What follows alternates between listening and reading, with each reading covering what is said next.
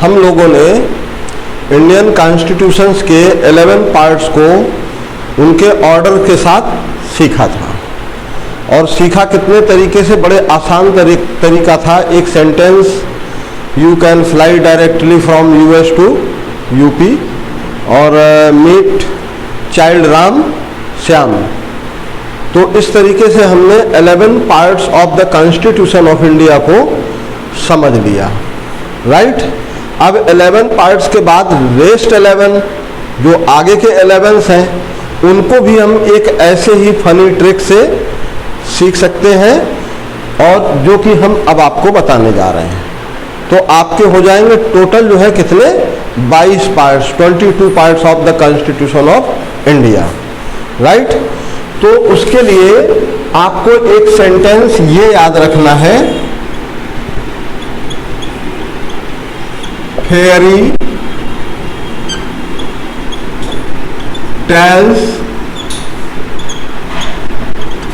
Stories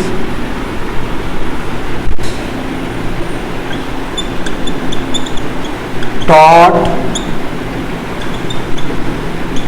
easily by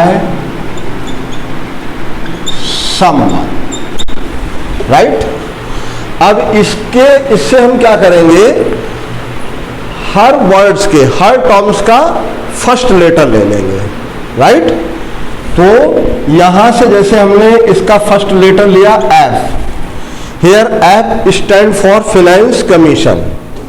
किसके लिए, finance commission.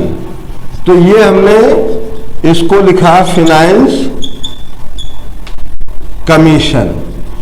Financial provision जो भी है वो हमारा मिलेगा कहां पर, कॉन्स्टिट्यूशन के पार्ट 12 में। क्लियर, क्योंकि 11 तक तो हमने कल कर ही लिया था, अब उसके नेक्स्ट आगे पढ़ना है। तो ये हमारा हो गया part 12 of the constitution of India. Clear. अब टेल्स का हमने जब टी लिया, this one T refers trade, जो व्यापार है। देखिए हर कोई जो है क्या करता है, व्यापार करता है, ट्रेड करता है। और हमारे देश की सरकार भी ट्रेड करती है। कौन करती है, सरकार। तो गवर्नमेंट ऑफ इंडिया के जब बिजनेस की बात हो तो ये बात दिमाग में रखिए कि भारत सरकार का जो भी व्यापार होता है वो किसके नाम पर होता है बेटा, किसी को पता है? भारत सरकार का जो भी बिजनेस होता है वो देश के राष्ट्रपति के नाम पर होता है। मतलब आप सोचें जैसे कि अभी हमारे प्राइम मिनिस्टर नरेंद्र मोदी साहब जो है राफाल लाए फ्रांस से, तो वहां पर उन्होंने कोई एक डील की।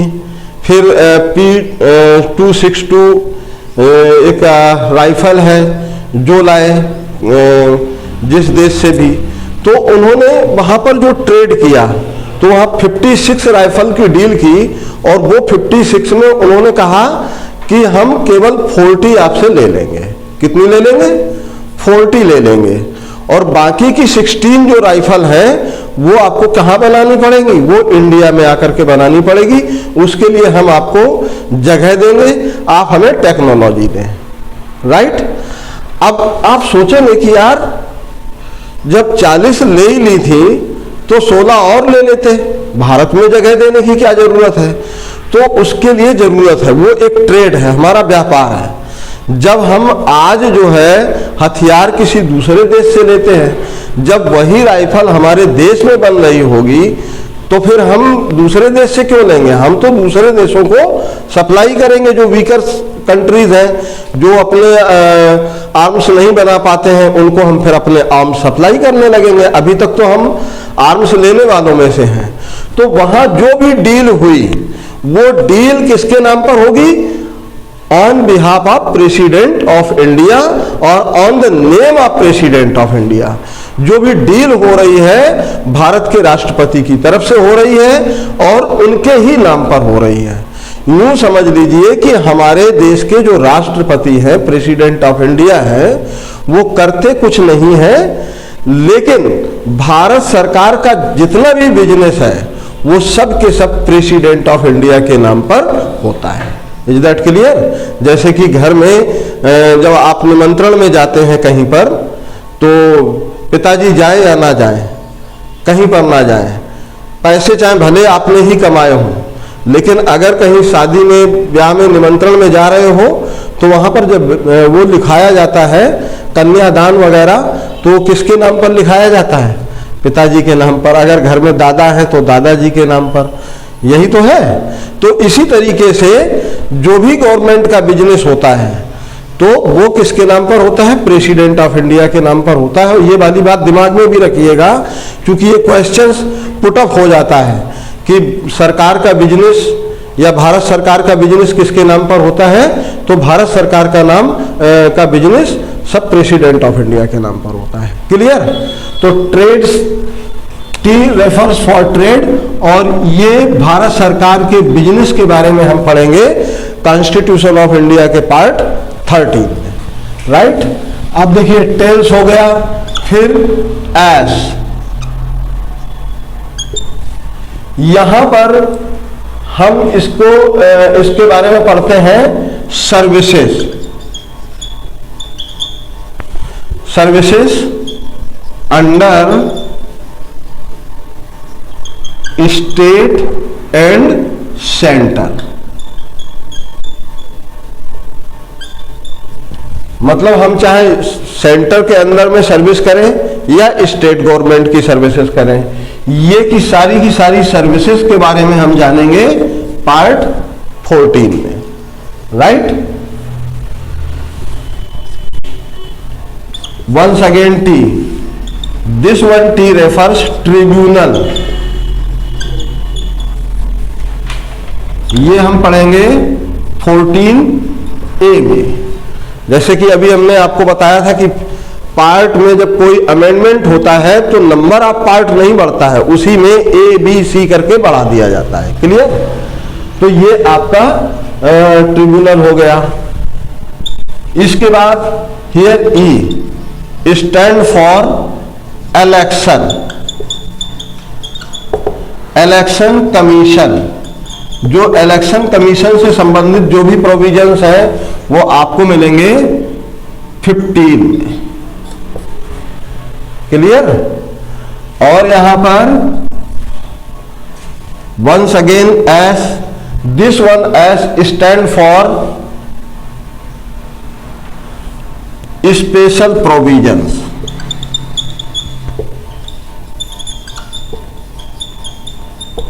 स्पेशल प्रोविजन, ये इसके बारे में हम पढ़ेंगे पार्ट 16 में।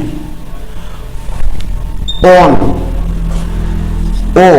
ओ स्टैंड फॉर ऑफिशियल लैंग्वेजेस।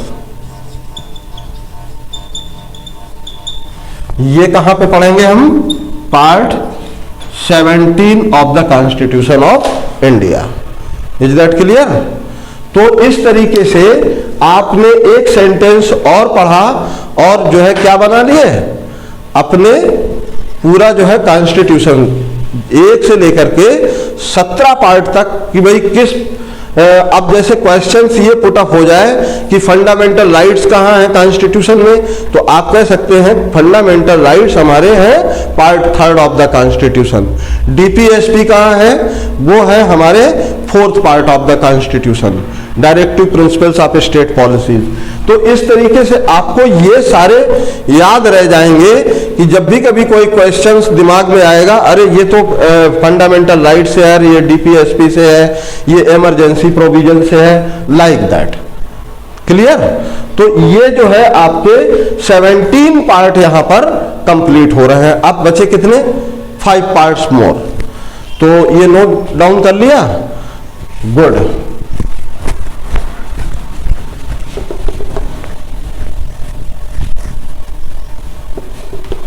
अब नोट डाउन करने के बाद अब बचे हमारे 5 पार्ट्स। अब इसके लिए एक फनी सेंटेंस और याद रखिए, every man attaches to spouse spouse का मतलब समझते हो, पत्नी होता है, राइट। मीन्स प्रत्येक व्यक्ति, एवरी मैन मतलब प्रत्येक व्यक्ति, अटैचेस, प्रत्येक व्यक्ति का लगाव होता है किससे? अपनी पत्नी से। तो एक सेंटेंस ये हो गया।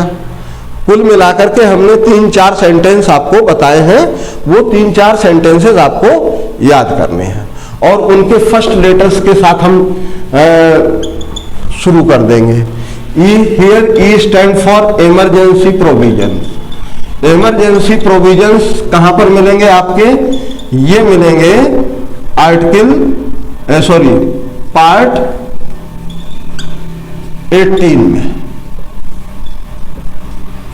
18 पार्ट ऑफ द कॉन्स्टिट्यूशन ये आपको इमरजेंसी प्रोविजंस के बारे में बताता है और इमरजेंसीज में आर्टिकल कौन कौन से आते हैं इसके बारे में हम बता देंगे, या चाहें तो आप नोट भी कर लें। 352, 356 और 360, राइट। ये जो है आर्टिकल्स है जो इमरजेंसी के बारे में बताते हैं कि किस, अब जैसे 352 में क्या है, ये नेशनल इमरजेंसी को रिप्रेजेंट करता है कि भारत में कब नेशनल इमरजेंसी लगाई जा सकती है, कब कैसे इमरजेंसी लगेगी। 356 ये स्टेट इमरजेंसी को डिक्लेयर करता है और 360 ये फाइनेंशियल इमरजेंसी डिक्लेयर करता है। तो 352 हमारे देश में नेशनल इमरजेंसी लगाई गई थी 1975 में। वो इमरजेंसी नहीं थी, वो लॉकडाउन जरूर था। इमरजेंसी एक अलग चीज है और लॉकडाउन लगाया वो एक अलग चीज है। तो यहाँ उसमें तो भारत को बंद किया था। इमरजेंसी में आपके फंडामेंटल राइट्स होते हैं, वो जो है क्या हो जाते हैं, सस्पेंड हो जाते हैं, राइट। तो नेशनल इमरजेंसी कब लगाई गई थी? 1975 में, जब हमारे देश की प्रधानमंत्री इंदिरा गांधी हुआ करती थी, तो उन्होंने ये कहते हुए लगाया था कि देश में इंटरनल डिस्टरबेंस हो रहा है, अर्थात गृह युद्ध की संभावना है, और उस संभावना को मद्देनजर रखते हुए हम क्या कर रहे हैं, नेशनल इमरजेंसी लगा रहे हैं। और नेशनल इमरजेंसी लगाते के साथ ही कोई भी नेता जैसे कि अभी कोई भी नेता आता है नरेंद्र मोदी के बारे में, या बीजेपी का नेता है वो किसी अन्य पार्टीज पर अटैक करते रहते हैं अपने स्पीचेस से, तो वो सारी चीजें जो है नहीं कर सकते आप। कोई सभा नहीं कर सकते हैं, कहीं पर जाकर के कोई भड़काऊ भाषण नहीं दे सकते हैं, और आमतौर पर जो है इवन देन वो जो 1975 की नेशनल इमरजेंसी थी उसमें प्रेस जो हमारी स्वतंत्रता है, जो स्वतंत्र है, एक ऑटोनॉमस बॉडी की तरह काम करती है, उसकी भी स्वतंत्रता पर पाबंदी लगा दी थी। उसकी भी प्री सेंसर कर दिया था कि अगर कोई भी न्यूज आर्टिकल अगर आप पब्लिश करते हैं तो उससे पहले, न्यूज आर्टिकल्स को पब्लिश करने से पहले आपको गवर्नमेंट से अप्रूवल लेना होगा कि ये हम न्यूज पब्लिश करें या ना करें। तो इसके बारे में जब हम पढ़ाएंगे तब बताएंगे। स्टेट इमरजेंसी ये राज्य की होती है। भारत में राज्य की इमरजेंसी कभी ना कभी कहीं ना कहीं लगती रहती है, जबकि जिसको हम कह देते हैं राष्ट्रपति शासन लग गया, राइट। और 360 ये है फाइनेंशियल इमरजेंसी, आर्थिक आपात। आर्थिक आपात अभी तक भारत में लगा नहीं है। Is that clear? आर्थिक आपात में क्या होता है, बेसिकली होता क्या है? आर्थिक आपात में ये होता है कि जब सपोज आपके पैसे हैं बैंक में पड़े हुए हैं 50 लाख, राइट। अब आपने कहा कि वो 50 लाख रुपए आपको चाहिए, तो बैंक आपका पैसा आपको ही नहीं देगी, आपका ही पैसा आपको नहीं देगी। अब वो बैंक आपसे पूछेगा कि भाई आपको पैसे की क्या जरूरत है। आपने कहा कि भाई हमको तो जो है पैसे इसलिए चाहिए चूंकि हमको किसी रामलाल को देना है, किसी श्यामलाल को देना है। हाँ तो ठीक है, रामलाल और श्यामलाल के नाम पर क्या करवा लो, या तो उनका आरटीजीएस करा लो उनके नाम पर, या फिर जो है आप उनके नाम का जो है एक ड्राफ्ट बनवा लो। कुल मिलाकर के पैसा कैश के फॉर्म में नहीं मिलेगा। और आर्थिक आपात की स्थिति कब बनती है? जब देश में आर्थिक संकट आ जाए, तो उस समय गवर्नमेंट कहती है कि नहीं नहीं, इनका पब्लिक का पैसा जो है उसको डंप कर दो, उसको रोक दो, किसी को देना नहीं है। और जो पैसा लेने आ रहा है तो उससे वैलिड रीजन लो कि कहां पर वो कंज्यूम करने वाला है, तो जहां पर वो उस पैसे को एक्सपेंस करने वाला है वो वहां पे उस पैसे के लिए वहां के लिए उसको जो है क्या बना दो, एक नोट बना दो। क्लियर? तो ये हो गया आपका आर्थिक आपात। क्लियर? तो इसके बारे में अब हम बात करते हैं। इमरजेंसी हो गया। अब मैन, एम स्टैंड फॉर, ये मिसलेनियस प्रोविजंस के बारे में बताता है।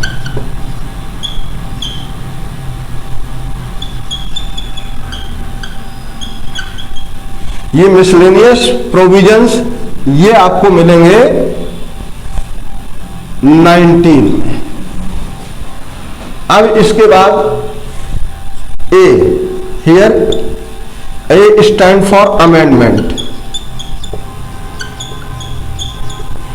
जो कॉन्स्टिट्यूशन में अमेंडिंग प्रोविजन है, ये हमने कल भी आपको बताया था कि इसके पार्ट 20 में है, और पार्ट 20 में केवल एक ही आर्टिकल है, दैट इज 368। पार्लियामेंट इस आर्टिकल का यूज करते हुए देश में नए कानून बनाती है और संविधान में जो है संशोधन करती है। क्लियर?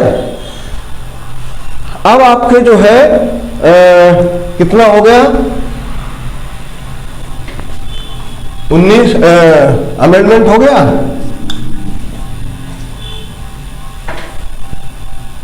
अब सीधे सीधे आप एस पे आ जाइए। ठीक है? और ये है आपका स्पाउस का एस ले लीजिए।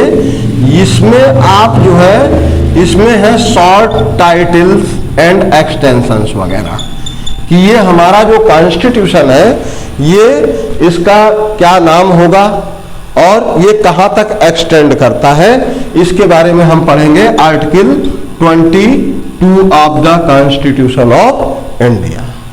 राइट? तो इस तरीके से ये पूरे आपके 22 पार्ट्स कंप्लीट होते हैं। क्लियर? अब बात करते हैं, अब हम कॉन्स्टिट्यूशन पे one by one, step by step discuss करते हैं। लेकिन पार्ट्स डिस्कस करने से पहले हम कॉन्स्टिट्यूशन के बारे में थोड़ा सा एक ब्रीफ हिस्ट्री इसकी जान लें तो पढ़ने में थोड़ा और आसान हो जाएगा। राइट? तो ब्रीफ हिस्ट्री के बारे में जब हम पढ़ेंगे तो सबसे पहले ये देखिए कि जब हमारा देश आजाद होने वाला था, राइट, तो उससे पहले, क्योंकि भारत में अगर हम ये कहें कि 1857 से ही बल्कि फर्स्ट रिवोल्ट हुआ था हमारा, मतलब प्रथम स्वाधीनता संग्राम जिसको हम कहते हैं फर्स्ट फ्रीडम फाइट। तो फर्स्ट फ्रीडम फाइट कब हुई थी? तो फर्स्ट फ्रीडम फाइट की अगर हम बात करें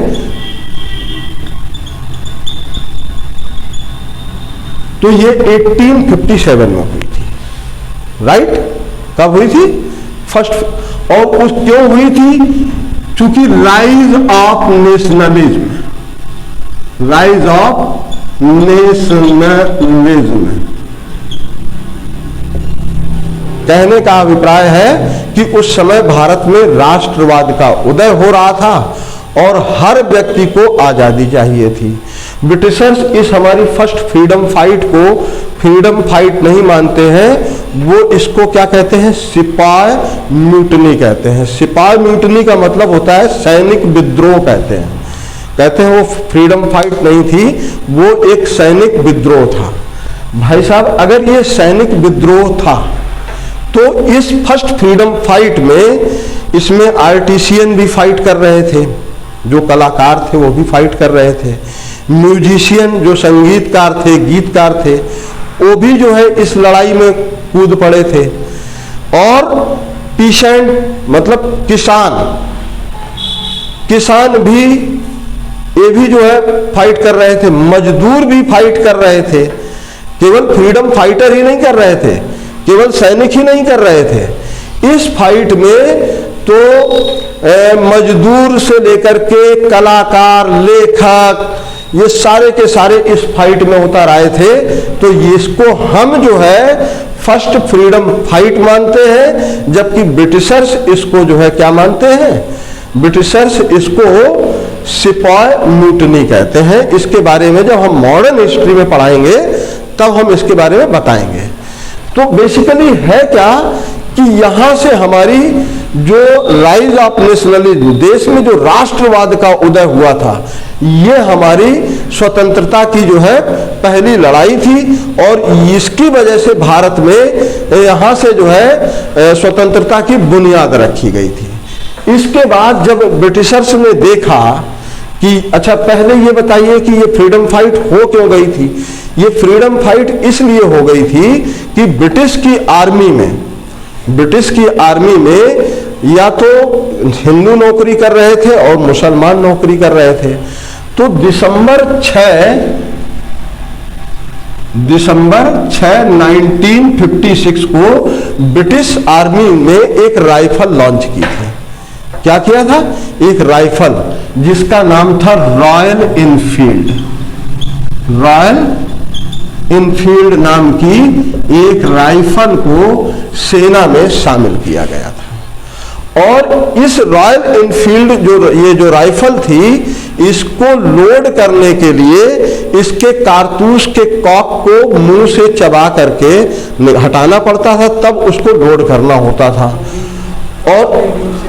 और ये जो इसमें इसके कॉक को जब हटाते थे तो इसके कॉक में वो लगा रहता था गाय और सुअर के मांस के टुकड़े होते थे, या उसका फैट लगा होता था, चिकना चिकना जो चर्बी नहीं होती है वो फैट लगा रहता था। वो ग्रीस जो लगी होती थी वो गाय और सुअर के मांस की थी। इस बारे में दिसंबर 6 1956 को जब ये वाली बात हुई कि इसमें जो है राइफल इस तरह की आई है, ये रूमर्स फैलने लगी, तो सैनिकों ने उस समय जो है क्या किया कि इस राइफल को चलाने से, यूज करने से मना कर दिया।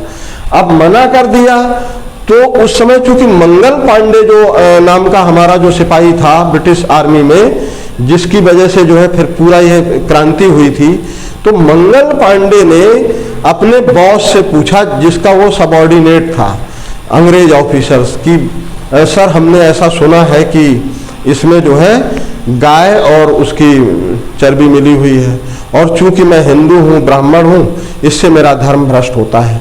तो उन्होंने कहा कि नहीं, ये सब एक रूमर्स है, तुम अपने काम को करो, इससे इन सब चीज़ों पर ध्यान मत दो, this is just only rumours.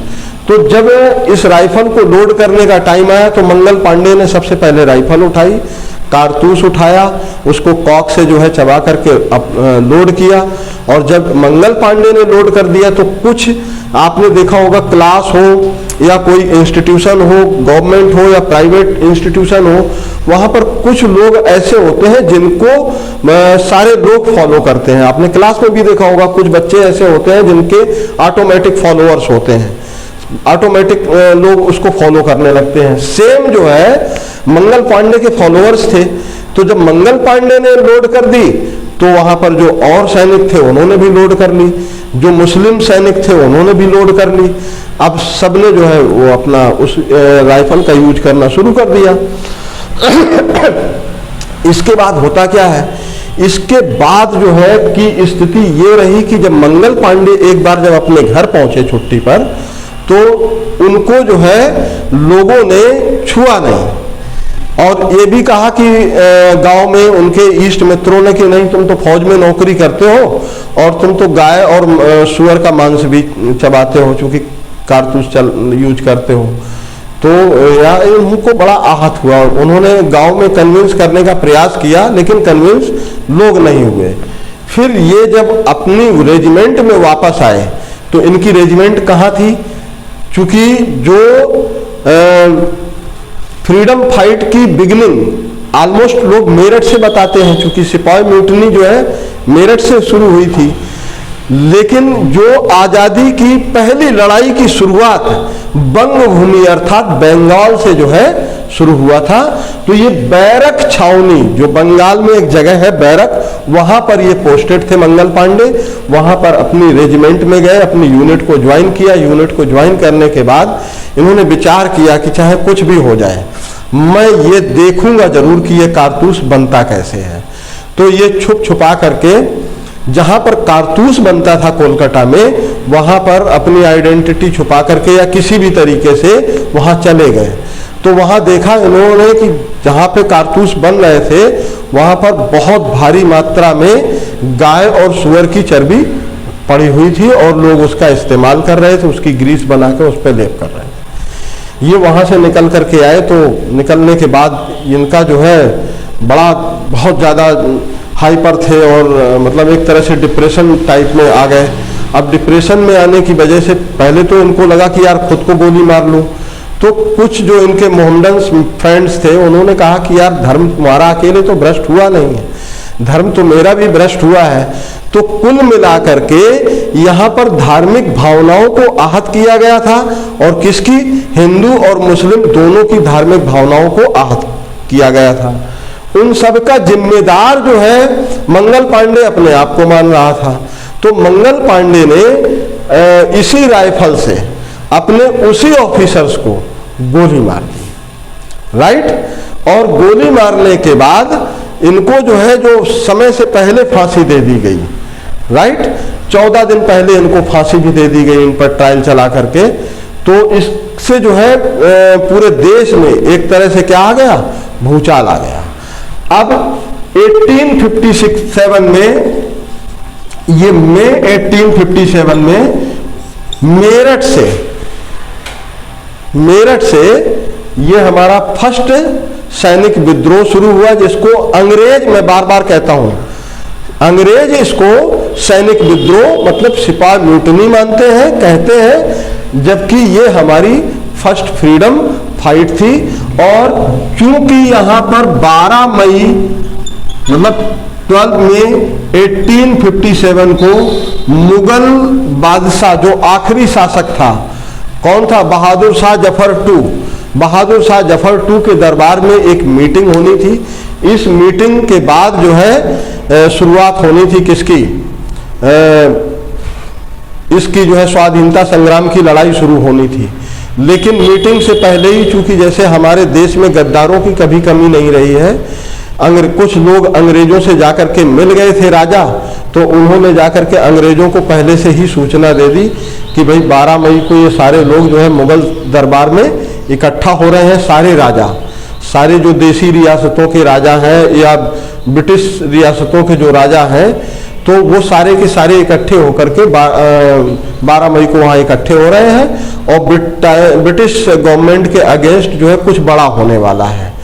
तो बहुत सारे ब्रिटिश के जो है रूलर्स थे, जो ब्रिटिश इंडिया के जो शासक थे उनको, और जो देसी रियासतों के जो राजा थे उनको अरेस्ट करवाना शुरू कर दिया। तो फिर यहाँ से फिर ये जो लड़ाई 12 मई से शुरू होनी थी वो 10 मई से ही शुरू हो गई। इधर झांसी की रानी लक्ष्मीबाई ने झांसी से मोर्चा खोल दिया, उधर सैनिकों ने विद्रोह कर दिया 10 मई को ही, और इधर जो है कानपुर से, इलाहाबाद से और लखनऊ से सब जो है जो भी नवाब थे, राजा थे, सब ने ब्रिटिश गवर्नमेंट के अगेंस्ट लड़ाई शुरू कर दी। और इस लड़ाई में एक आम आदमी था जो दाल रोटी की लड़ाई में लगा था, वो भी अंग्रेजों के खिलाफ युद्ध में आ गया। तो चूंकि आज़ादी सबको चाहिए थी, बात अलग है कि सबके लिए आज़ादी या स्वतंत्रता की जो मीनिंग थी वो सबके लिए अलग अलग थी। कोई तो अपनी जमींदारी प्रथा से, कोई तानाशाही से आज़ादी चाहता था, तो इन तमाम चीज़ों की से आज़ादी चाहते थे। इसी के बाद जो ये 1857 का जो ये फर्स्ट फ्रीडम फाइट हुई, इस फर्स्ट फ्रीडम फाइट के बाद होता क्या है, ब्रिटिशर्स को ये लगा कि यार पैसा इनके पास कहाँ से आया, ये जो फाइटर्स थे इनके पास पैसा कहाँ से आया। तो उस पैसे को सर्च करने के लिए पाया कि यार इनके पास तो पैसा जो था, जो फ्रीडम फाइटर्स जो लड़ रहे थे, इनको पैसा जो है इस देश के किसानों ने दिया है, मजदूरों ने दिया है। तो बोले कि यार मजदूरों के पास भी इतना पैसा है क्या, या किसानों के पास भी इतना पैसा है क्या? तो उसको देखिए दमन करने के लिए लोग ये का दमन होता कैसे है, इसके बाद ही ये क्या ले आए ठीक 3 साल बाद कि अब हम इस लायक ही नहीं छोड़ेंगे कि लोगों के पास पैसा रहे। 1860 में इंडियन इनकम टैक्स एक्ट ले आए।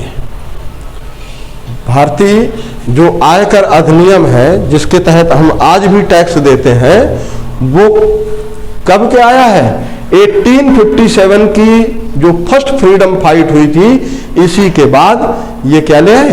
एक्ट ले आए। और इसी के बाद लोगों को दंड देने के लिए कि अब कोई अगर कोई इस तरह की हरकत करेगा तो लॉर्ड मैकाले, जो हम आईपीसी पढ़ते हैं वो किसकी है? लॉर्ड मैकाले की। तो वो इंडियन पेनल कोड ले आए 1860, जिसको अब आईपीसी कहते हैं। ये मूल विधि है, इसको हम सब्सटेंटिव लॉ के तौर पर जानते हैं, क्योंकि कानून देश में 2 तरह का चलता है। कौन कौन सा? एक सब्सटेंटिव मतलब मूल विधि, और एक होता है आपका प्रोसीजरल। तो मूल विधि में दंड है और प्रोसीजरल में क्या होता है? दंड की प्रक्रिया होती है। क्लियर? कि भाई अगर आपको दंड दिया जाएगा तो कैसे कैसे दिया जाएगा, वो हम जब डिटेल्स में यहाँ पर जब जाएंगे तो यहाँ पर भी इस पर चर्चा करेंगे। अभी तो ब्रीफ इंट्रोडक्शन ही चल रहा है इन सब चीजों का। तो ये इसके बाद देखिए क्या होता है कि फिर हिस्टोरिकल इवेंट्स आ जाते हैं फर्दर, कि 1707 यहां पर जो है 1707 ये औरंगजेब की मृत्यु डेट है। औरंगजेब जो मुगल शासक था, छठा शासक था, वो यहां पर जब उसकी मृत्यु हो जाती है, मतलब डेथ हो जाती है, तो औरंगजेब की डेथ के बाद जो मुगल एम्पायर था वो डिक्लाइन हुआ, बहुत तेजी से उसका पतन होने लगा। अब डिक्लाइन हुआ मतलब पतन शुरू हो गया, तो उसके पतन के पीछे कारण क्या था कि औरंगजेब के बाद के जितने भी शासक थे वो सब के सब बड़े वीक शासक थे, वीक रूलर थे। वो डिसीजन मेकिंग पावर्स नहीं था उनके अंदर, या यूं कह लो कि वो कोई भी डिसीजन मेकिंग करने में उनको प्रॉब्लम होती थी। तो यहाँ पर 2 ब्रदर्स थे, 2 भाई थे, Syed brothers. They are known as king maker. उनको हम राजा बनाने वालों के तौर पर जानते हैं। वो राजा नहीं थे लेकिन राजा बनाते थे। तो वो उनका जो है इस मुगल एम्पायर में पूरी तरह से इंटरवेन हो गया, हस्तक्षेप हो गया। वो जिसको चाहते थे उसको राजा बनाते थे, जिसको चाहते थे उसको राजा से गद्दी से उतार देते थे या मरवा देते थे। तो 1707 मतलब 1707 में औरंगजेब की मृत्यु के बाद ये जो है आपका मुगल एम्पायर जो है डिक्लाइन हुआ, बहुत तेजी से इसका पतन हुआ। तो फिर इसके बाद 1757 में जो प्लासी का वार हुआ, द बैटल ऑफ प्लासी, जो बंगाल के नवाब सिराजुद्दौला और ब्रिटिश ईस्ट इंडिया कंपनी के बीच हुआ था। किसके साथ हुआ था? बंगाल के नवाब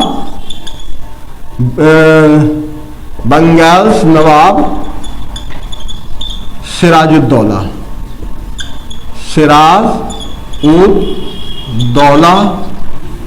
एंड ब्रिटिशर्स कह लो या British East India company. British East India company के बीच युद्ध हुआ, जिसमें कि इनका जो मंत्री था बंगाल के नवाब का सिराजुद्दौला, राइट, कौन? मीर जाफर जो है अंग्रेजों से जाकर के मिल गया था, उसने गद्दारी की थी। तो मीर जाफर की वजह से बंगाल के जो नवाब थे सिराजुद्दौला, ये ब्रिटिश ईस्ट इंडिया कंपनी से हार गए। और ब्रिटिश ईस्ट इंडिया कंपनी से हारने के बाद 1764 में फिर बक्सर का युद्ध हुआ है। बक्सर ये 1764 में हुआ। इसमें भी ब्रिटिश ईस्ट इंडिया कंपनी की जीत हुई। अब ब्रिटिश ईस्ट इंडिया कंपनी की जो जीत हुई, इस ब्रिटिश ईस्ट इंडिया कंपनी ये दोनों युद्ध जीतने के बाद इन्होंने क्या कर दिया कि civil rights, revenue collection rights, ये सारे ले लिए। देखिए आए थे एक ट्रेडर के तौर पर, अब ये जो है ट्रेडर्स नहीं, अब रूलर बन गए धीरे धीरे, क्योंकि इनका जो है सिविल मैटर्स में, पॉलिटिकल मैटर्स में, रेवेन्यू मैटर्स में, इवन देन सोशल मैटर्स तक में इनका इंटरवेन शुरू हो गया, हस्तक्षेप हो गया, सामाजिक मामलों में भी ये हस्तक्षेप करने लगे ब्रिटिशर्स। तो इसी इन दो युद्धों को जीतने के बाद इन्होंने बंगाल, बिहार, मद्रास और आपका जो है बॉम्बे, मतलब महाराष्ट्र तक इन्होंने क्या कर लिया, इन्होंने अपनी हुकूमत कर ली ब्रिटिशर्स ने। अब ये ब्रिटिशर्स ने हुकूमत तो शुरू कर दी, लेकिन इसी हुकूमत के चलते हुआ क्या कि ये जो है लड़ते लड़ते 1757 से लेकर के 17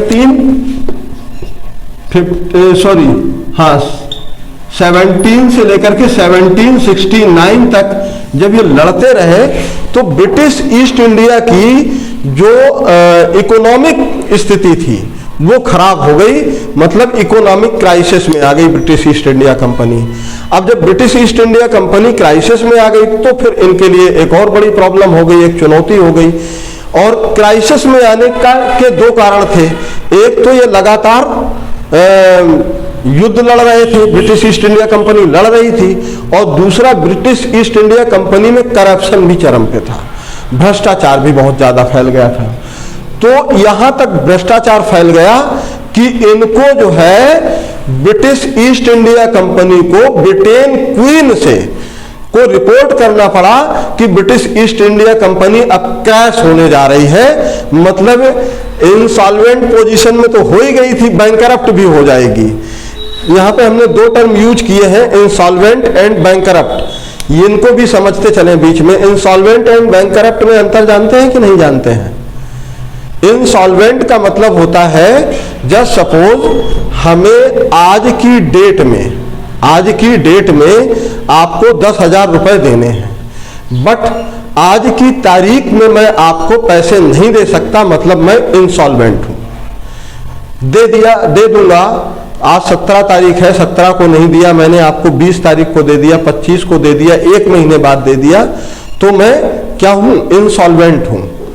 लेकिन जब मैं दूं ही ना, जब ये कह दूं कि अब मैं देने की स्थिति में ही नहीं हूं, तो हो गया बैंकरप्ट। तो ये अंतर समझ लीजिए।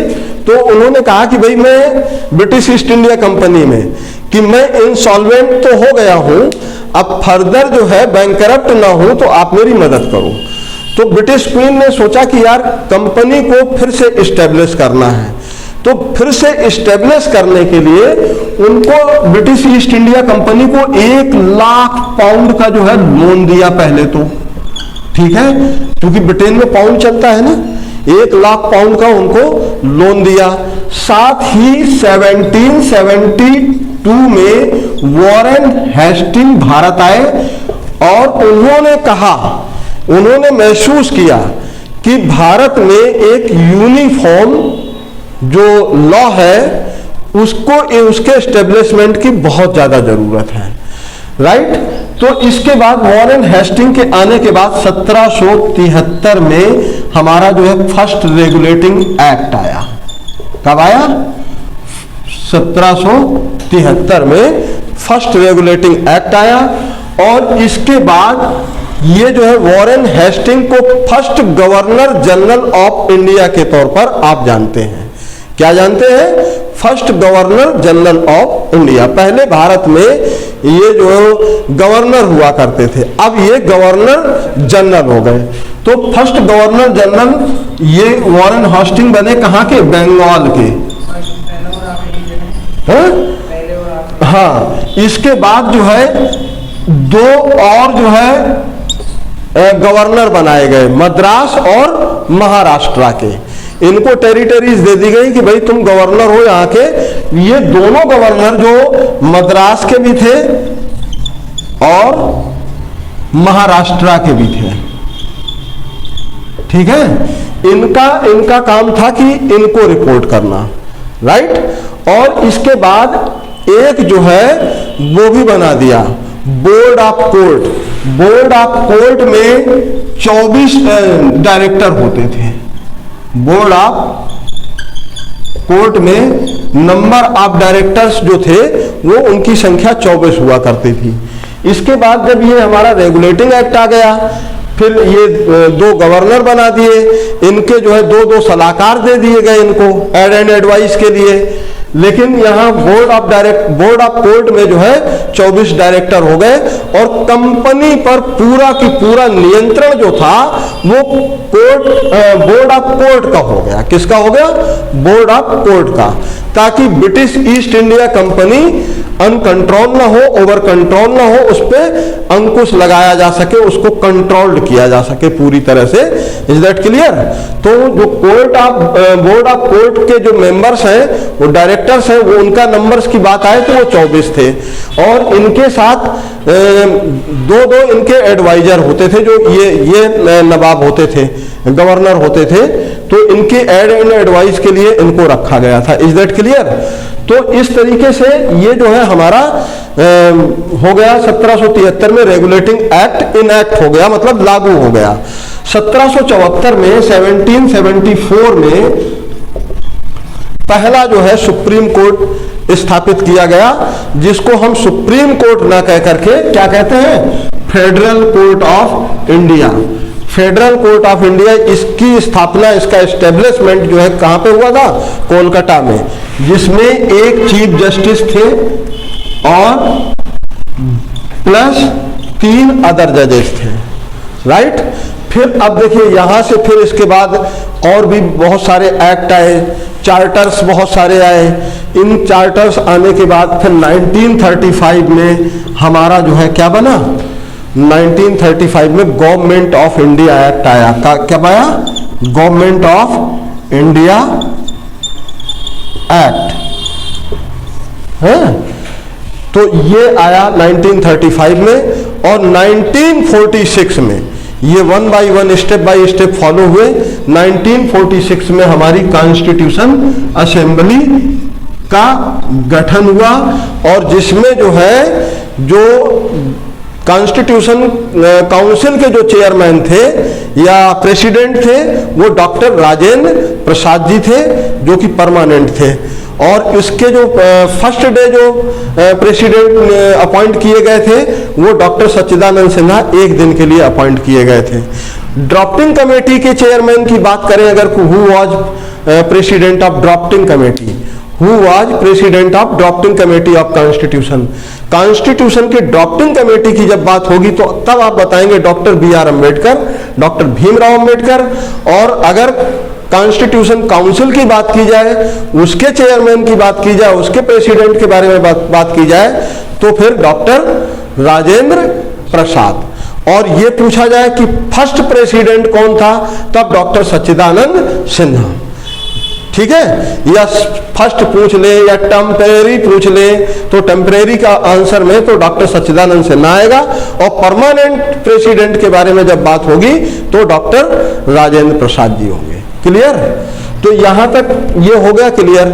अब यहां पर जो कॉन्स्टिट्यूशन असेंबली हुई, फिर जब हमारा देश का जो संविधान 26 जनवरी 1950 को लागू हुआ और उसके ठीक 2 दिन बाद 28 जनवरी 1950 को क्या हो गया? हमारे सुप्रीम कोर्ट ऑफ इंडिया की स्थापना यहां पर दिल्ली में हुई। Establishment of supreme court of India in Delhi on 28 जन 1950। Is that clear? तो ये सारी चीजें, ये ऐतिहासिक घटनाएं हैं जिनकी वजह से भारत में सुप्रीम कोर्ट ऑफ इंडिया की स्थापना हुई, जिनकी वजह से भारत में एक रिटन कॉन्स्टिट्यूशन आया। अब यहां पर सवाल ये भी उठता है कि वाई कॉन्स्टिट्यूशन, वाई डेमोक्रेसी, और हमने जो है पार्लियामेंट्री फॉर्म ऑफ गवर्नमेंट को ही क्यों चुना? तो उसके पीछे का एक सबसे बड़ा कारण है, राइट, कि क्वेश्चन ये बनता है सबसे पहले, why we choose, why we select और why we selected parliamentary form of government. हमने जो है पार्लियामेंट्री फॉर्म ऑफ गवर्नमेंट को क्यों चुना? उसके पीछे सबसे बड़ा रीजन ये है, चूंकि जो ब्रिटिशर्स थे जिनका हस्तक्षेप मैंने जैसा कि आपको बता दिया 1757 के प्लासी के वार के बाद से ये हम पर रूल करने लगे थे और हम 1947 में जो है हम आज़ाद हो रहे हैं। तो हमने 200 साल तक अंग्रेजों की गुलामी की, राइट। और उस गुलामी में जो अंग्रेजों ने हमें सिखाया वो डेमोक्रेसी सिखाई। तो डेमोक्रेसी मतलब लोकतंत्र की बात करते थे।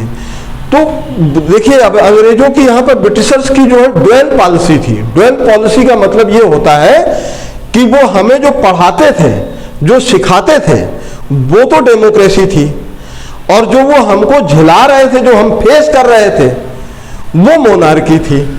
मतलब राजतंत्र का मतलब हम राजतंत्र के आधार पर वो हमारा शोषण कर रहे थे हर तरह से, कि जो हमने कह दिया वही सही है, ठीक है।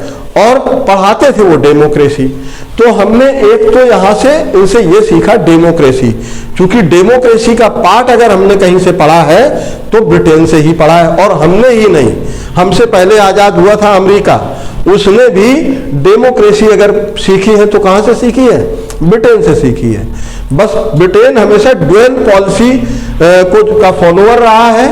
वो बात करता था लोकतंत्र की, लोकतांत्रिक हितों की, लेकिन लोगों को झिलाता था या विवश करता था, फोर्स करता था मोनार्की फॉर्म ऑफ गवर्नमेंट झेलने के लिए। Is that clear? तो इन चीजों को जब देखा, तो जब हम 1947 में जब आजाद हुए तो कॉन्स्टिट्यूशन असेंबली जो हमारी 9 दिसंबर 1946 को जब बैठी, तो ये हुआ कि भाई हम कैसे शासन करेंगे, राइट। तो कैसे शासन करेंगे, कौन शासन करेगा? तो जो हमने कल बात बताई कि हमने 3 पिलर पर डिस्कशन किया। जो हमारे 3 पिलर है, जुडिशरी, एग्जीक्यूटिव एंड लेजिस्लेचर। इन तीनों पिलर्स पर हमने डिस्कशन किया, जुडिशरी, एग्जीक्यूटिव एंड लेजिस्लेचर।